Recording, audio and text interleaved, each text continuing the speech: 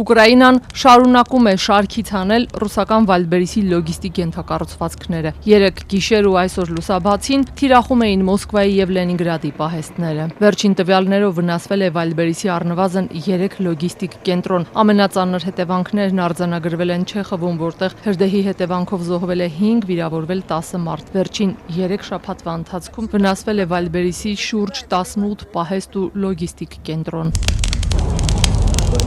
Վալբերիսի առցանց հարթակում շուրջ 10,000 հայաստանցի վաճառող է գործունեություն ծավալում։ Պաշտոնական տվյալներ դեռ չկան, թե վերջին հարձակումների հետևանքով նրանք որքան վնաս են կրել եւ ինչ չափերի այն կհասնի։ Հայաստանցի վաճառող Դոնարա Գրիգորյանը երեկ կադրերով էր հետևում, թե ինչպես է այրվում այն պահեստը, որտեղ գտնվում էր իր ապրանքների վերջին խմբականակը։ Վլադիմիրում գտնվում էր իմ վերջին խմբականակը ապրանքների։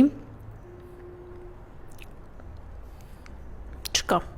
Ուղղակի չկա։ Ուկրաինական հարձակումներից հետո Վալբերիսը ֆինանսական աջակցություն է տրամադրել մի քանի խմբերի, նախ զոհված աշխատակիցների ընտանիքներին 2 միլիոն ռուբլու, իսկ ծանր վիրավորված աշխատակիցներին 1 միլիոն ռուբլու չափով։ Ընկերությունը նաև հայտարարել է, որ 2 փուլով աջակցել է ավելի քան 97,000 փոքր ու միջին բիզնեսի ներկայացուցիչների, այդ թվում այն վաճառողներին, որոնք առաջին փոխհատուցումից էին օգտվել։ Հայաստանցի վաճառող Անի Պետրոսյանը, որ վնասված գրեթե բոլոր ռուսական պահեստներում ապրանքներ ուներ ու բոլորից էլ զրկվել է, դժգոհ է փոխհատուցման ծավալից։ Եթե վերցնենք վաճառքային թիվը, ընդհանուր առմամբ մոտ 2 միլիոն դրամի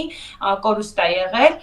իսկ եթե վերցնենք ինքնարժեքով, իրենց փոխհատուցած գումարը նույնիսկ իմ փաթեթավորման եւ պահեստներ հասցնելու տեղակայելու գումարը չի դուրս գալիս։ Այսինքն ես այստեղ եւ ապրանքային ինքնարժեքն եմ կորցնում եւ նույնիսկ փաթեթավորման ծախսերը չեմ կարողանում լիարժեք հանել։ Դոնարա Գրիգորյանն ավելի քան 4 միլիոն դրամի վնաս է կրել։ Փոխհատուցումների առաջին փուլում 200,000 դրամ է ստացել, սակայն այն համարում է չնչին, համեմատած իր կրած վնասի հետ։ Երկրորդ փուլի աջակցությունից դեռ չի օգտվել։ Վալբերիսն առայժմ աջակցում է փոքր եւ միջին վաճառողներին։ Խոշոր վաճառողների կրած վնասների փոխհատուցման վերաբերյալ ընկերությունը դեռ մանրամասներ չի հրապարակել։ Այս ընթացքում Վալբերիսն աջակցում է, որ վաճառողները կարողանային զեղչել իրենց ապրանքները։ Դոնարան, որը մի խումբ վաճառողների нույնպես աջակցում է եւ ուսուցանում, ասում է շատերը հասցրել են դրական արդյունքներ գրանցել։ 2-3 օր առաջ մեր SPP-ները скидка постоянного покупателя, այսինքն Վալբերիսի կողմից տրամադրվող զեղչերը բավականին բարձր էին, որի արդյունքում պատվերները ահավոր շատացել են։ 3 առաջ օրը SPP-ները բավականին իջացրել են հիմա էլ, բայց միևնույն է դրա ֆոնին ես այստեղ կարող եմ ձեզ ուղարկել այդ տվյալները, թե ինչ վաճառքներ են անում մեր հայ սելլերները։ Որոշ վաճառողներ էլ դժգոհում են, որ տրամադրված փոխհատուցումները չեն կարողանում կանխիկացնել։ Մյուսները նշում են, որ կանխիկացման համար սահմանված են ժամկետներ, սակայն քանի որ տուժածները ցանկանում են հնարավորինս արագ ստանալ այդ գումարը, ժամկետները նրանց երկար են թվում։ Իսկ Վալբերիսի տրամադրած զեղչերը կարճ կյանք ունեցան, դժգոհում է Անի Պետրոսյանը։ Պրակտիկայում օգտվել ենք ընդամենը մի քանի օր, ըստ իրենց հայտարարության, որ ինքներս մեր պահեստից, մեր տարածքից ենք կարողանում վաճառքները իրականացնել, ոչ թե